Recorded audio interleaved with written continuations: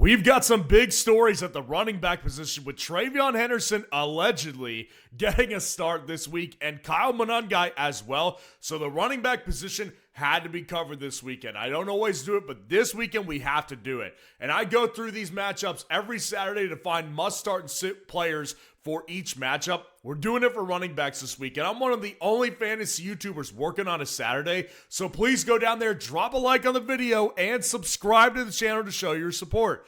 Now, getting into our first matchup, feels relatively obvious, right? The San Francisco 49ers at the Giants. The Christian McCaffrey people, everybody's happy to play him. Even after his bad week last week, he's still going to be fantastic in most every single week. So you continue to fire him up. Tyrone Tracy Jr., I don't consider a must start, and I'll tell you a couple reasons why. So first of all, the matchup is actually good. Like, it doesn't bother me, the 49ers matchup whatsoever. What does bother me is the fact that he hasn't been good on a per touch basis this year for me to really think that he's taking the entirety of the backfield. I don't think that he's going to monopolize the backfield in his first week with the team. I do think there's the threat of Devin Singletary this week. And I'm not going to say that Devin Singletary is some high-end flex. I'm not telling you guys that. But I do think he's in play this week more so than a Brian Robinson Jr. is for sure. Because Brian Robinson Jr., what is the upside for him? Maybe 3 targets or 3 carries a game or something like that. It's not high enough to really push for a flex-worthy spot in most situations. Devin Singletary, on the other hand, if Tracy struggles, they can start feeding Devin Singletary more, and the game script maybe flips his way a little bit. I think that's entirely possible. So for that reason, I think he's way more easy flex than a Brian Robinson Jr. is. The Los Angeles Chargers at the Tennessee Titans, I think Kamani Vidal is must start. I'm big on Kamani Vidal. I think that obviously the offense he's on is fantastic. Justin Herbert is always going to move the ball by himself with his pass catching options. And Vidal has just actually looked really good. And that's backed up by Jim Harbaugh himself. He has come out and said, like, he's playing really good football. Like, he's doing everything they want him to do. Not only is he running the ball efficiently, but he's also pass blocking, which is massive. Not just for the Chargers offense, for any NFL offense. That's a big thing. So Kamani Vidal is going to monopolize the carries once again, and it's a great matchup. Give me a reason to not play Kamani Vidal. That's the way I look at him, and nobody can, so I'm going to say he's a must-start. Tyjae Spears and Tony Pollard are close to each other still in rankings, but I prefer Tyjae Spears easily. He's the more efficient back in this offense, and also kind of starting to shift his way a little bit as far as workload. So I do think that Tyjae Spears is one of the lone options in Tennessee I actually have some excitement for. He fit a lot of breakout metrics for me over the offseason. He looks better than Tony Pollard. They're just still giving Pollard work. But I do think that over the weeks, Tyjae Spears, if he starts to separate a little bit more, he could become a legitimate league-winning type of guy. But on this offense right now, it just looks so bad. So I can't give him much higher praise than being a relatively high-ish flex option. But both these guys are not great. But Tyjae Spears is the better option. And I would say the guy that maybe has some sort of upside in Los Angeles outside of Vidal is Jarrett Patterson based on week 8 against the Vikings. I would say that he's probably going on my bench though this week. The Minnesota Vikings at the Detroit Lions is our next matchup. Jahmyr Gibbs, fire him up. Dave Montgomery, also in a lot of situations, can be fired up too. The only problem with Dave Montgomery is that he's not getting the goal line work like he used to. And I've been kind of saying that over the offseason, and it's been coming true, which is if he doesn't hit a big run, it's not going to work out great. But I would still take the shot on him, a better offense, over the Vikings options. I mean, Aaron Jones, I think, is the better play this week than Jordan Mason. But I have said this a bunch. I think that people dropping Jordan Mason is out of rage rather than logic. Now, I will say this. I'm going to tell you a story. Personal story of mine. I have Jordan Mason in a dynasty league on my bench. That is a limited bench type of league. We only have like 8 bench spots. Kyle Monangai is on my taxi squad in that dynasty league. I am considering actively right now, still considering moving up Kyle Monangai to the active roster so I can, and the guy I would drop is Jordan Mason.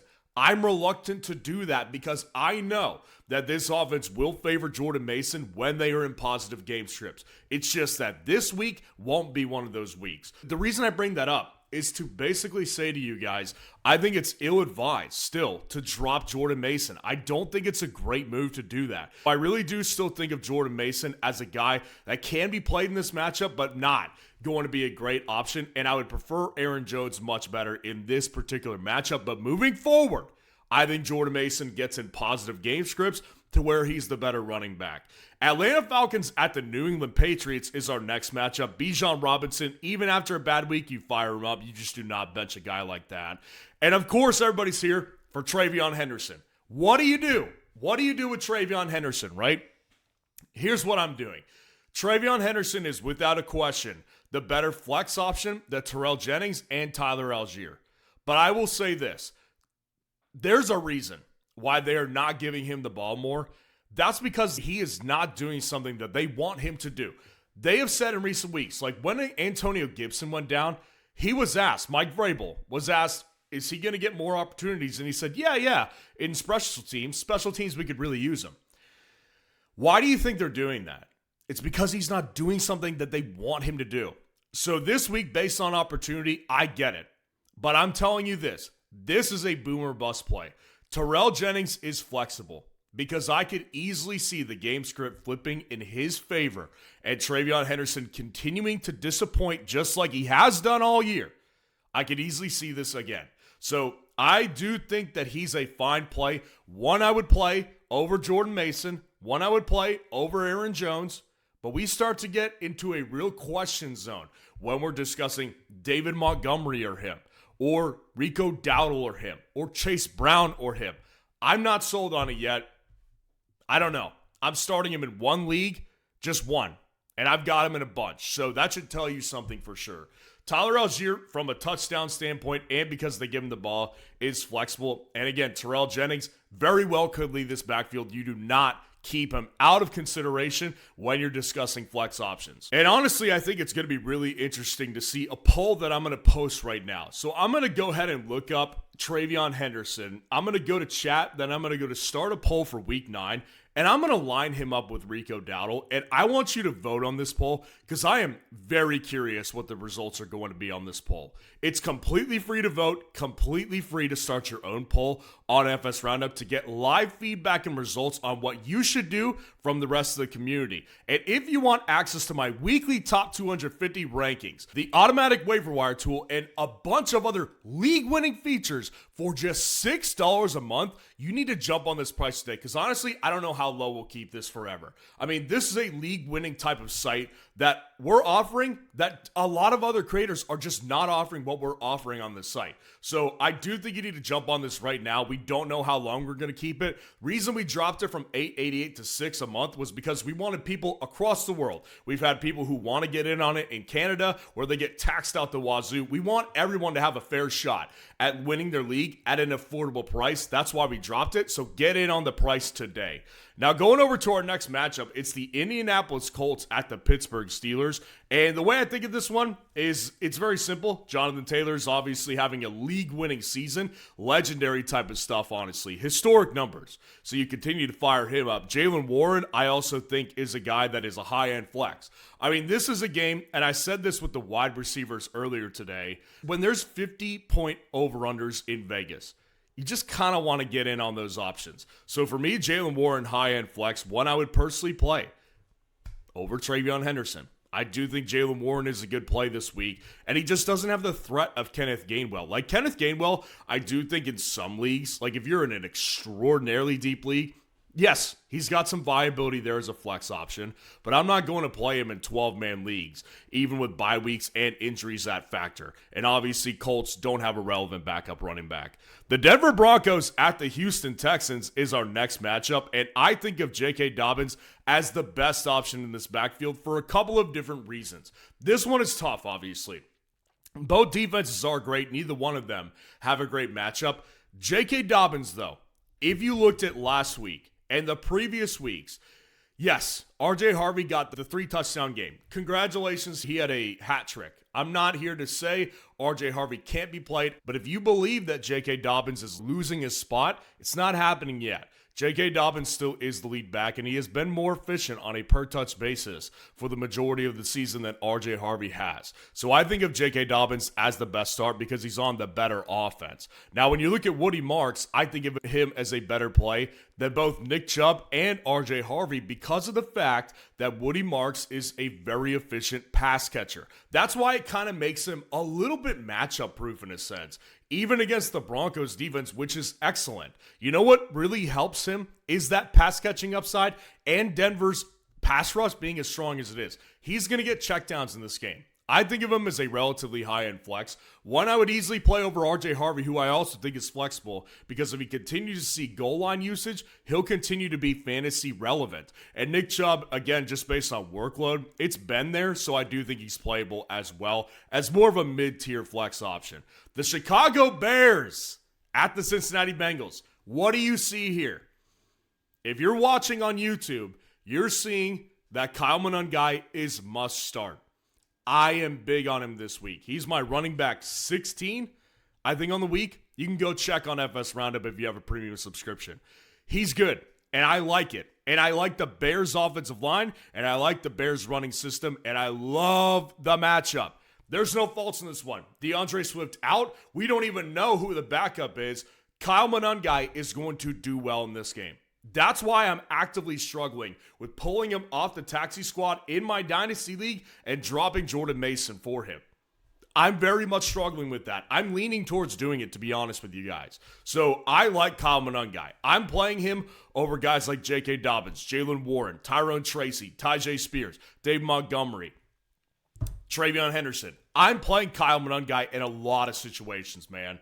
And Chase Brown, relatively high-end flex if Flacco plays, and by all accounts, looks like he will play. Samaje Perine, I won't end up playing him for another week. I don't think it happens, but I do think Chase Brown definitely in contention for a good one in this one because Flacco and this offense can move the ball and they can get points. So Chase Brown, I do think is a relatively high-end flex option, but I would easily play Kyle Monangai over him in the same matchup. The Carolina Panthers at the Green Bay Packers. Josh Jacobs, fire him up. The only concern you really have with him is that he hasn't been efficient, and the injury is clearly still bothering him. But either way, the matchup is just too good. Josh Jacobs' role is too important to the offense. You continue to play him. Rico Dowdle and Chuba Hubbard are flexible, but there's a clear answer of who's better, and that's Rico Dowdle. Rico Dowdle has been given the go-ahead basically to start for this offense, so he will be the starting running back. While I do still think Chuba will be in, Rico is the better play, and I've seen a ton of polls on Rico Dowdle on FS Roundup. Here's where I'll simplify it. Kyle Monangai, better play. Travion Henderson, very, very, very close. We just started that poll, and I'm curious to see what the results are on FS Roundup. I'm very curious because, honestly, I'm still leaning Rico Dowdle because I think there's a chance Carolina can have some points in this game because Green Bay's defense still a little their direction is good, but I do still think that Carolina can pose a little bit of a threat here. It's a trap game for the Green Bay Packers at home. They're clearly heavy favorites. This could be a trap game. So I do think of Rico Dowdle as a relatively fine flex option. And I'll say this, Emmanuel Wilson, I put him on the bench, but if we continue to see his pass-catching usage go up, I do think of him as a guy that could be played in future weeks in deeper leagues. The New Orleans Saints at the Los Angeles Rams are 3 o'clock window. Kyron Williams, I get it. It's been frustrating. You fire him up against the Saints. It's too good of a matchup not to do this. Alvin Kamara, true questionable as of the time of this filming. We don't know. If he plays, he's not a must-start. We all know it's been bad.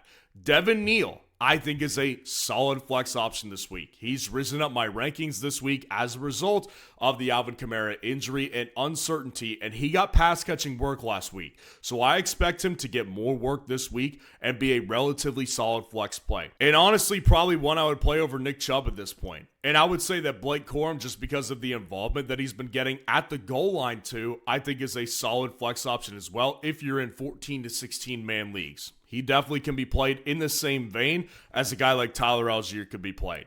The Jacksonville Jaguars at the Las Vegas Raiders. Pretty obvious you play both of these two guys, and I think that they both have, in certain situations, good opportunities here. Ashton Genty is one spot ranked. One spot over Travis Etienne, but they're both must-start guys to me this week. ETN, I think, probably has a bounce back week. I haven't loved him over the last several weeks, and I've been actually trying to sell him off the teams I have him in, but I do think this is going to be a good week and probably one that you might want to hold on to him for and then sell him after the week after he does well against the Raiders defense.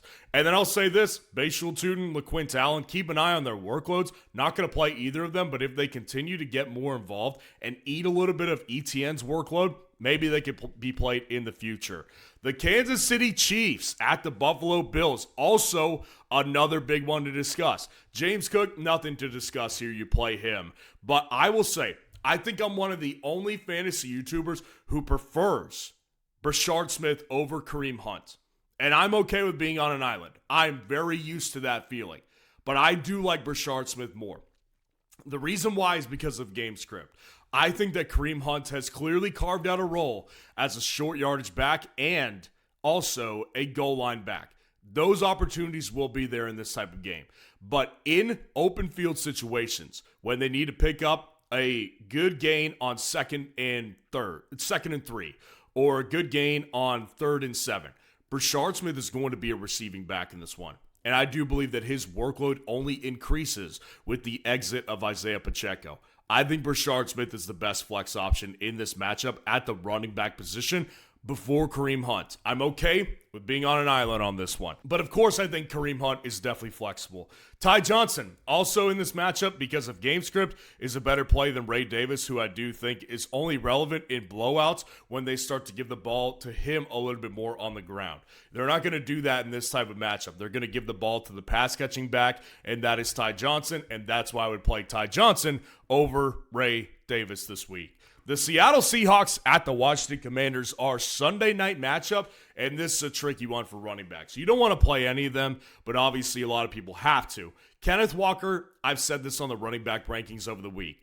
I'll take him over Charbonnet, but they're very close, and the reason I'll take him is because he's the better back in general. He's just the better running back. I think that he's just more athletic, more efficient than Zach Charbonnet, and he can break off a big run against this type of defense. But Zach Charbonnet obviously is getting the goal line carries, kind of Kareem Hunt-esque, so he is definitely a pretty high-end play as well. And then I would say Bill Krosky is a flexible guy still you don't want to play, but I still am not out on him yet because of Jaden Daniels. When he's in the lineup, I think has better upside. I do believe that. So I do think he's flexible still. Not an exciting one, and one I would play Travion over at this point. I would play Travion. I play Monungai over Bill Krosky, but I do think Bill Krosky is definitely flexible. And then Jeremy McNichols in this type of matchup, I think is flexible as a pass-catching back as well.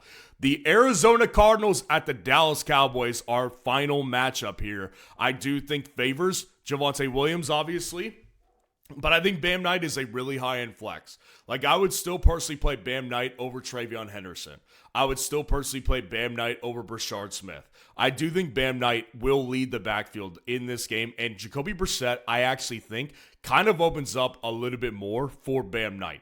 Now, I do think that having a running quarterback like Kyler probably benefits Bam Knight, but it doesn't exactly help their points scored. I think they could score more points with Jacoby Brissett. Maybe I'm wrong on this one, but I do still think Bam Knight is a solid play in this matchup. And then any of the other running backs you don't even consider. So let me know what your running back situation looks like heading into week 9. And if you want to see the full top 30 running back rankings on the week, click on this video right here.